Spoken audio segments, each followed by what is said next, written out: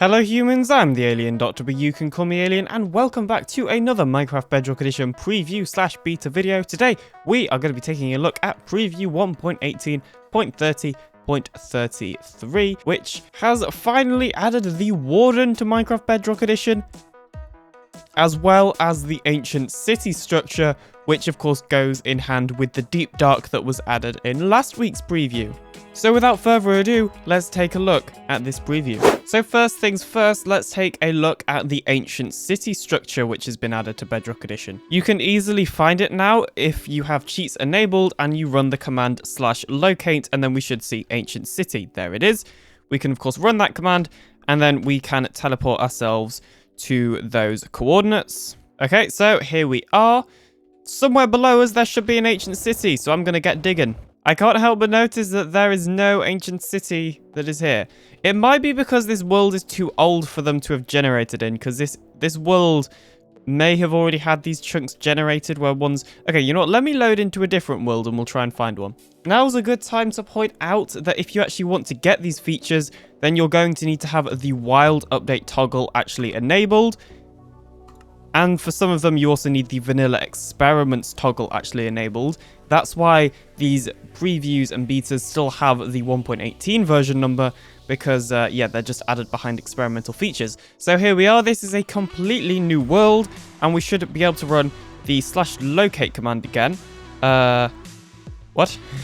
A cheat's off, even though I'm in creative. That must be a bug with the new create world screen, I'm guessing. Yeah, cheats are actually disabled for some reason, even though I created this world in creative, which is kind of random. But anyway, so there we go, locate ancient city. And it actually looks like there's a use new chunks only. If we set that to true, I'm assuming it will only do it in unloaded chunks. So maybe that is actually what I should have done in the old world. But anyway, all right, so here I am at deep slate level. And apparently, if we just go down, we should actually find ourselves an ancient city. And oh yes, we have definitely found ourselves an ancient city. Okay, so I've given myself night vision so that we can actually see these things much better. Now, of course, if you didn't already know, these things have actually existed on Java Edition for quite some time now. So the majority of this is not particularly new or anything like that. But yeah, it is certainly nice to see it on Bedrock Edition finally. So in the center, you can actually see right here, this pretty massive-ish structure that looks like a portal of sorts. Obviously, nobody actually knows if it is a portal. It doesn't actually do anything yet. And yeah, you can see this block here, the reinforced deep slate. This is actually a new block that has been added in this preview. So for some reason at the time, I kind of missed out the information about this block, so I'm recording this after recording the rest of this video. But basically, reinforced deep slate will only generate in the ancient cities, and you can't do anything with it. You can't mine it or anything like that, or move it with pistons or anything at all. So yeah, it's quite an interesting block. So I personally really like the way that these things look, especially because they're all in and amongst the actual deep dark biome, which of course has the skulk up the walls that we looked at last week. Now, I would imagine that the grey wool that you actually get that generates in here is most likely temporary, although nowhere is this confirmed. I would assume this is temporary because, well, why would they have grey wool in here? I have no idea. Now, as you can see right here, loot chests and whatnot will spawn, and you can see here some of the loot. For some reason, you actually get snowballs in them, and it actually looks like I may have just summoned a warden.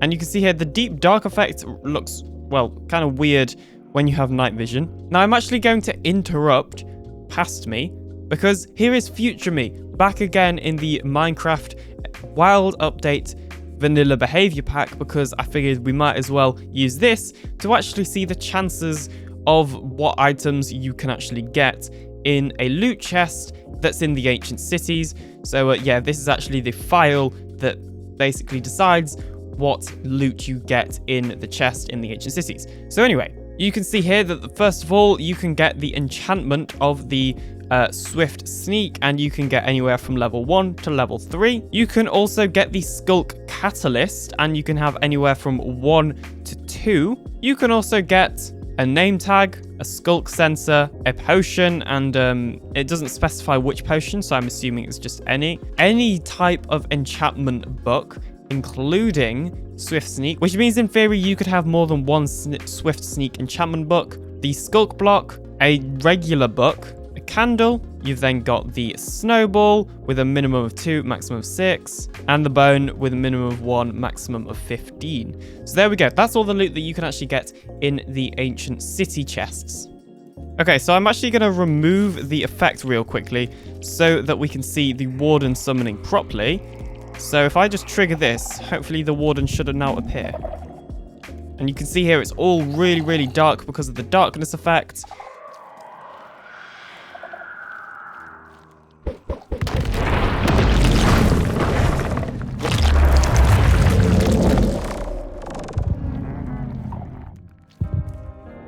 So I'd assume this is a bug because I can see almost nothing and I still have the darkness effect for whatever reason. Which, as I say, I assume is a bug because otherwise I don't know how you're meant to find this thing at all. Why have I got the darkness effect constantly? Okay, let's remove the effect real quickly. Bruh, I get it back again, what? Okay, so this is 100% a bug now where you just seem to constantly have the darkness effect. So I'm going to give myself night vision and, yeah, just so we can see the warden properly. Where'd it even go? It's over here. So anyway, just like the skulk sensors, the warden will actually use vibrations as a means to navigate its environment, which means in theory, it should be able to detect me and move towards it, but perhaps because I'm in creative, it isn't able to. When vibrations aren't enough, they will also use a sense of smell to track down their prey. You can observe them sniffing their surroundings to get closer to unsuspecting players and mobs, which I'm pretty sure we have actually seen a couple of times today. So apparently it says here in the deep dark and the ancient cities, wardens are everywhere, but they actually only appear once they detect your vibrations or whatever. So I guess the lore, if you like, is that there is actually loads of wardens underneath like the ground and whatnot, like, and you can only see them, you know, when they actually detect you. You see there, he's roaring at a creeper, I think that was. Oh, yeah, he is 100% about to kill this creeper, isn't he? Yep. So once a mob or a player has pushed past the warden's anger threshold, it will face its prey and roar before charging, which is what we have seen a couple of times just now. Yep, as you saw, it has done it just then.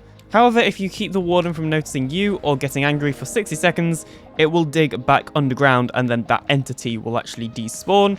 They also have special interactions with thrown projectiles, so if the warden receives 2 projectile vibrations within 5 seconds of one another, it will grow angrier at the shooter. So I guess, okay, well, I'm going to go in survival, so let's see what happens, and I'm going to throw it some of these, and I'm just going to get myself a sword, and I'm actually going to give myself just a load of strength. Okay, so here I am. I have tons of regeneration, tons of strength, and obviously night vision as well. So I'm going to throw these projectiles at it, and apparently something should happen. So it should get angrier and angrier if there's 2 projectiles thrown at it in the same 5 seconds, which I think is what's happening because it is definitely roaring. So the warden will also disable shields when it hits you. So if I just give myself a shield real quickly, it should actually disable it, but I just died.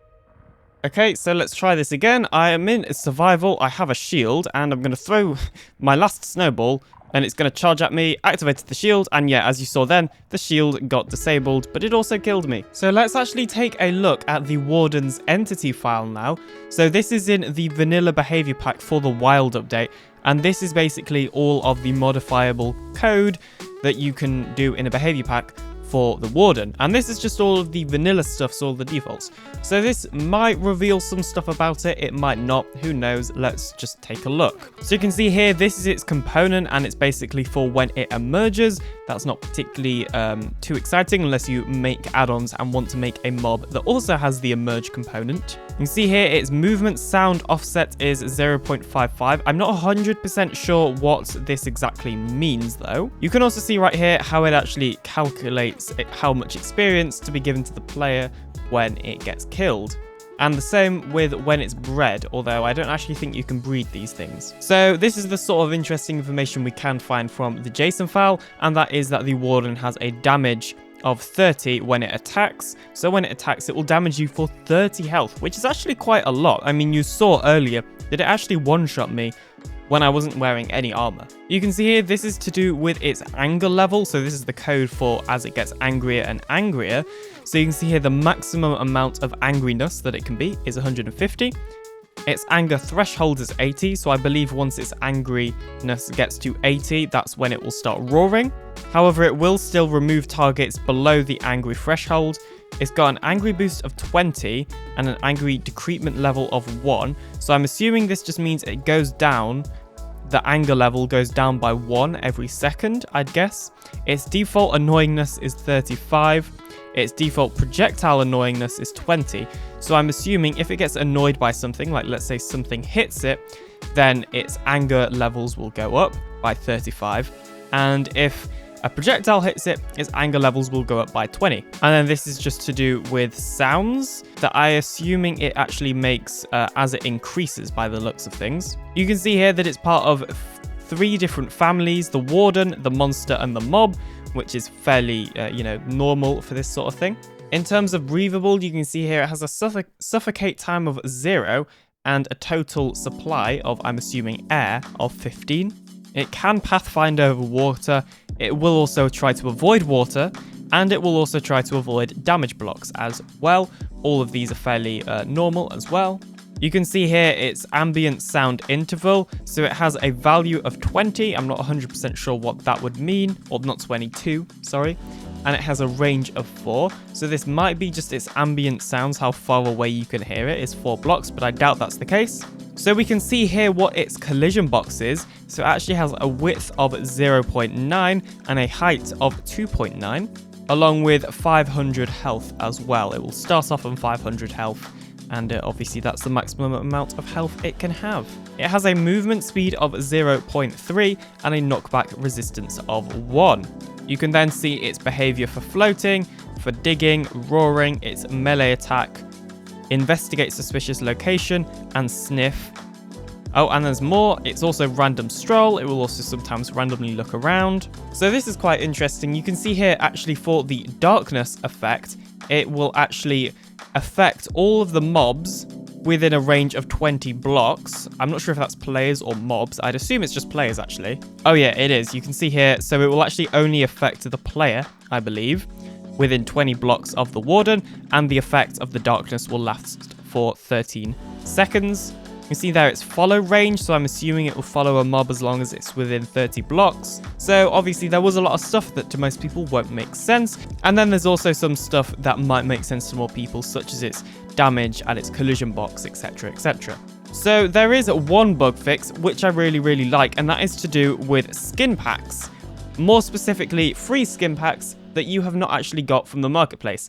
So all of these skin packs that are stuck on loading because I don't think they're downloaded or something. I'm not quite sure why these aren't working. But anyway, this skin pack is of course my skin pack, and it's one that I imported to the game. I made myself. It's not on the marketplace or anything like that. Now, in previous versions, you wouldn't actually be able to equip any skins from a custom skin pack like this one, and the reason why is because there would be an infinite loading symbol just down here. That bug has now been fixed, finally. It was really annoying, like changing skins. Like I literally had to use a version switcher just to like change the skin that I was using from a custom skin pack like this one. So yeah, I'm really glad to see that that bug has now been fixed, and this skin pack will very soon be available to download on TheAlienDoctor.com. So as you probably know, this is the preview/beta changelog, and this is just a pretty standard changelog. It's actually fairly small, but I actually want to show you a new tool that I'm going to be using quite a lot in these preview/beta videos because they are really quite helpful. So most of you have probably heard of Foxynotail. He's another Minecraft Bedrock Edition YouTuber, and right now he has 46,000 subscribers apparently, if you're interested in that. But basically, this is his website, and he has on here quite an interesting tool that I'm going to be using quite a lot in my beta and preview videos. So of course I figured I should probably give credit. So here's that. So on his website, if you actually click on Minecraft versions and then version list and comparison, you get this massive list of all of the 1.18 betas, as well as if we go all the way back, you can also get all of the official releases to 1.13. You can't get anything back there, but basically, for all of these versions, there is a couple of buttons. So there's the official changelog, obviously. And this is just a link to the official changelog. It's not particularly exciting. But then you've also got the view entity data for this version. This will just give you the entity data from the JSON files. Now, this would basically just give you the data from what I've already shown you from like the Warden and any other entities like that. So I'm not really going to be using this. The button that I'm most interested in is this: compare against beta version and compare against stable release version. So if we click on the compare against beta version, and this is actually the previous beta, then what it actually does is it gives us a load of data of all the new files and change files that have actually been changed in the vanilla resource and behavior pack. So we can see here that the new files that have been added since the previous beta, you can see there's one new entity file, and that is of course the Warden. There's a new loot table file, there's 31 structure files, there's an animation controller. So yeah, basically it allows us to see what new files is added in the behavior packs and resource packs. It also allows us to see all of the changed files. So you can see right here that 77 renderer files have actually changed. And it also gives us more of a deep dive. So this will tell us exactly what has been changed. So you can see here, we can see here that the Hoglin has actually had a knockback resistant component changed. And yeah, it will actually give you the exact code, as you can see right here. So this is just something that I will be using in these videos, because often things get missed out in the official changelogs. This tool is just a really easy way of yeah, seeing if anything has changed in the behavior packs without it being listed in the changelog, which happens more than you think. So yeah, I'm going to be using this in quite a lot of the preview videos from now on. I'll of course link it in the description as well. It's super helpful if you are an add-on creator as well, because then you can see what files have been updated or changed or added. So yeah, I would strongly recommend using it if you haven't already. But other than that, that is going to be it for today's Minecraft preview video. So if you're interested in more Minecraft Bedrock Edition content like this, then please do subscribe today to join the Alien Empire. YouTube recommends that you might like the video on screen right now, so maybe go and check it out. I'll see you in the next video coming very, very soon. Bye.